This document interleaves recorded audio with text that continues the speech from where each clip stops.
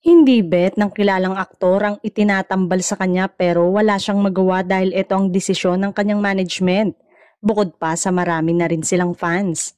Pero ang aktres ay gustong-gusto ang aktor at kinikilig pa sa tuwing may guesting sila na sinasakyan na lang ng binata since makakatulong daw sa karir niya.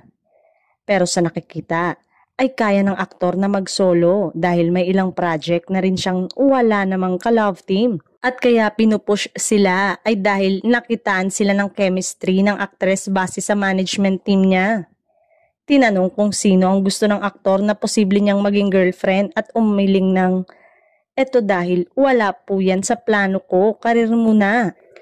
Paano kung ma-develop siya sa ka-love team niya na laging kinikilig tuwing makikita siya? Napangiti na lang ang aktor. May chemistry naman talaga sina aktor at aktres pero sa tingin ay parang mas okay kung solo lang si aktor dahil marunong siyang umarte. Marunong din namang umarte ang aktres pero hindi pa umano nakitaan pa ng lalim. Siguro mag-acting workshop pa siya para mahasa ang kanyang talento sa pag-arte.